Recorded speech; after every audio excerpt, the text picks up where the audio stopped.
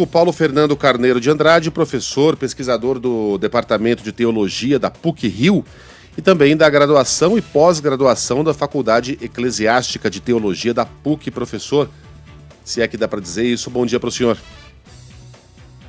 Bom dia, hoje é um dia triste, né? Triste, embora esperado, né, professor? 88 anos, né, lutando ali contra... Mas a morte nesse momento foi inesperada, né? Porque o Papa esteve doente, como todos sabem, uma longa internação, havia então saído do hospital, estava em recuperação, parecia que estava bem, né?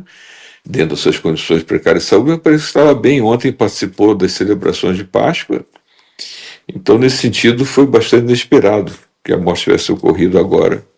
E, professor, depois desses 12 anos e pouco mais de um mês de papado, o que Francisco deixa como legado à história da Igreja Católica e à história da humanidade, sendo o primeiro Papa jesuíta e o primeiro Papa latino-americano? Foi um Papa extremamente importante que renovou a Igreja Católica nesse início do século XXI. Um Papa que leva a marca da Igreja latino-americana para o centro da Igreja, para a Santa Sé. Né? Alguns dos pontos mais marcantes, logo de início ele fala de uma igreja dos pobres, portanto, levando, né, para o magistério pontifício todo o tema, a marca da Igreja latino-americana da opção pelos pobres, né? E duas outras frases importantes, né? A igreja em saída, ou seja, uma igreja que se volta para o mundo, para o diálogo com o mundo, com as pessoas, né?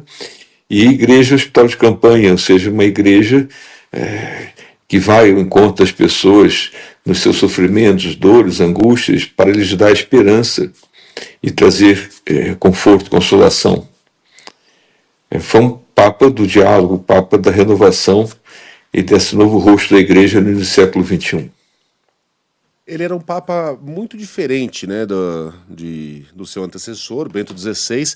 Aliás, para quem não conhece a literatura e a história dos dois, talvez uma boa porta de entrada seja o filme Dois Papas, né, que narra um encontro fictício entre Bento e Francisco, dirigido, aliás, pelo nosso Fernando Meirelles. Foi um filme indicado ao Oscar, um ótimo filme. Conta algumas passagens lá que não aconteceram, né? Bota os dois para assistir jogos da Copa do Mundo entre Alemanha e Argentina, isso não ocorreu. O jogo uma licença poética. Uma licença poética que dá pra gente perdoar. Mas depois da escolha de um nome como Bento XVI, um homem conservador, e de Francisco, um jesuíta, um homem de grande simplicidade, pessoas tão diferentes, para que lado parece estar apontando a Igreja Católica agora que terá um novo conclave, professor? Acredito que nesse momento as atenções voltarão mais para o continente mesmo europeu ou ainda norte-americano, né? E acredito também que o novo Papa a ser eleito será alguém de uma idade entre 68 e 72 anos, né, que conferirá um papado de cerca de 20 anos, né, em busca de uma estabilidade, né, e ao mesmo tempo uma continuidade com o legado do Papa Francisco, né, um legado irreversível para a Igreja, deixou uma marca nova e irreversível, de diálogo, de acolhida, né, de compreensão. Outro ponto muito importante foi o compromisso do Papa em denunciar, né, a grave crise socioambiental que atravessamos no mundo hoje, né? Esse é um ponto também reversível, quer dizer, essa marca social da Igreja voltada para a urgente questão climática, ambiental e também da pobreza no mundo, também das guerras. O Papa denunciou constantemente o absurdo das guerras no mundo contemporâneo. Professor, os ouvintes estão se lembrando de algumas datas simbólicas, né? Por exemplo, a Páscoa. Lembrando que o Papa foi eleito em 2013, em março, portanto antes da Páscoa, e que a Igreja Católica teve uma Páscoa, um domingo de Páscoa, ainda com um Papa em vida. Eu queria te perguntar sobre essas datas simbólicas e mais ainda, em relação a datas simbólicas, quais os próximos passos? Com que celeridade a Igreja Católica vai iniciar o conclave? quer dizer, o calendário, né, ele faz parte, né, das normas institucionais da Igreja Católica. Então, as exéquias do Papa deverão ocorrer até 6 dias. Acredito que no próximo sábado, né, teremos as exéquias do Papa. Em seguida, a convocação do conclave, que tem prazo também de até 15 dias, e o conclave se dá da seguinte maneira: primeiro, existe uma reunião de todos os cardeais, aberta entre eles, né? E depois disso, então se reúnem só os cardeais eleitores, que são aqueles cardeais que têm menos de 80 anos. Hoje somos 135, né, na igreja. E aí, então, são reclusos, né? E passam a proceder a, claro, algumas interlocuções ainda, e as eleições, duas de manhã, duas à tarde, né? E o Papa deverá ser eleito, tem que ser eleito por uma maioria de 2/3 dos eleitores. Já é possível falar em favoritos? Não sei se essa é a palavra, mas os candidatos que estariam mais próximos da escolha?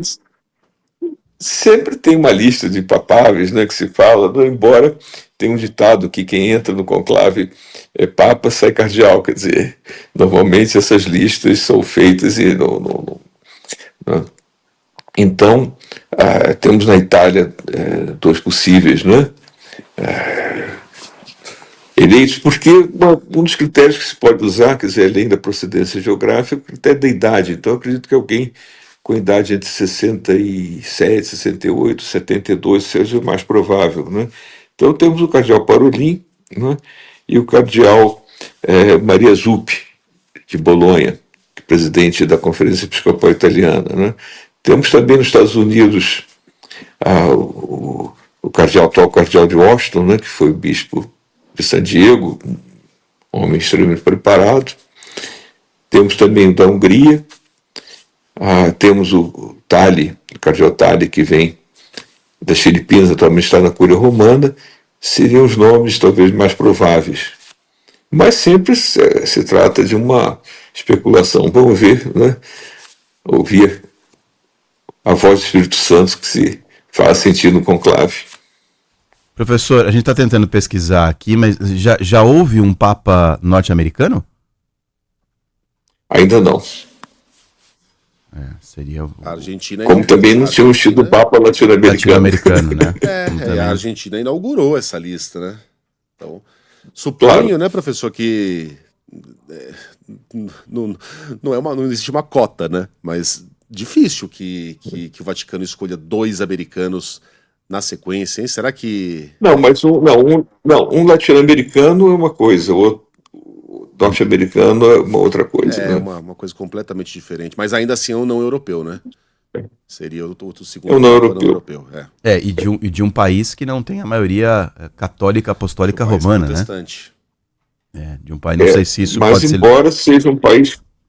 Não, mas aqui é uma certa confusão. De fato, os católicos não são a maioria nos Estados Unidos, mas a maior igreja cristã nos Estados Unidos é a Igreja Católica.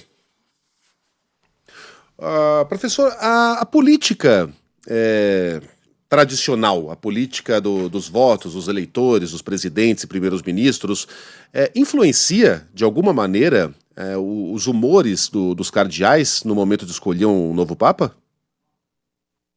Não acredito. Essa escolha é feita pensando, antes de tudo, no bem da igreja, nas suas estruturas internas, né? Na capacidade daqueles que estão